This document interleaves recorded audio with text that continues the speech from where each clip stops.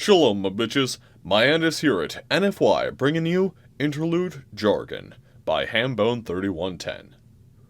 2 years and 9 months after the Vancouver attack. A screensaver? Not seen one of those in years, Ted. That's actually a simulation.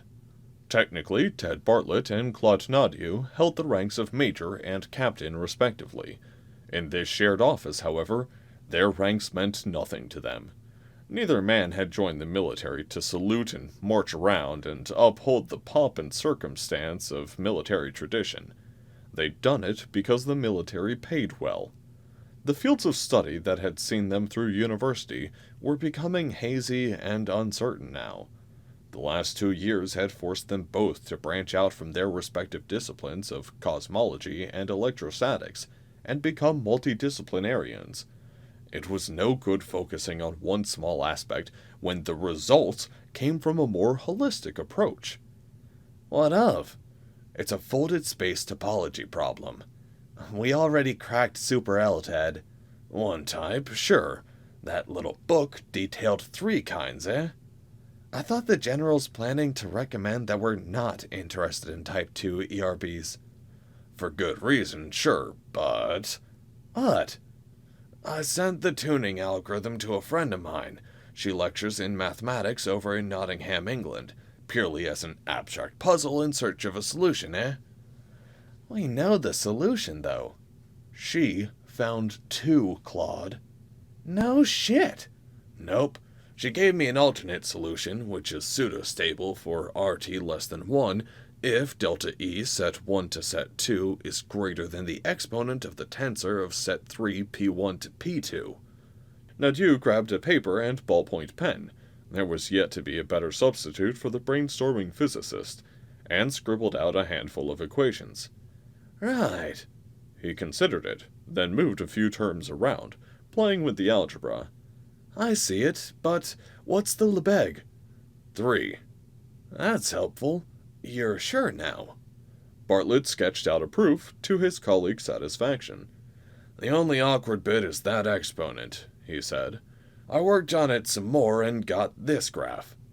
It was mostly red, though running diagonally up and right was a curved funnel of slowly widening blue. He tapped a point towards its flared end. 50 grams, he said.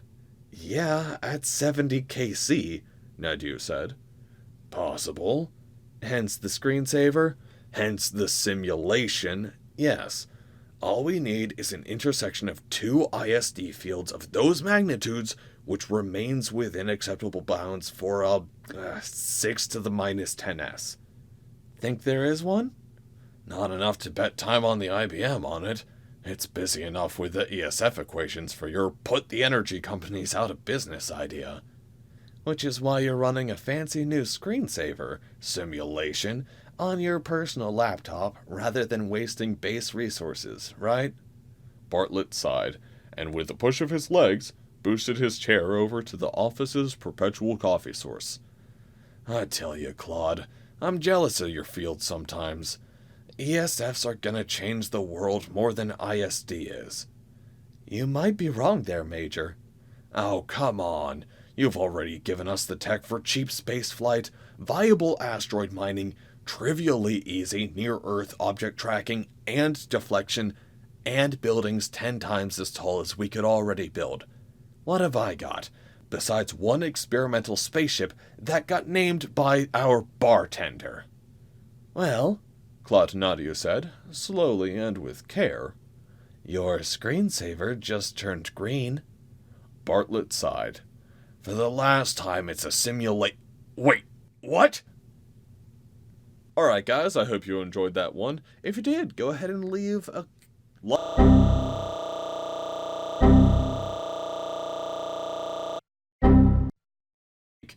if you want to talk to me, go ahead and leave a comment below.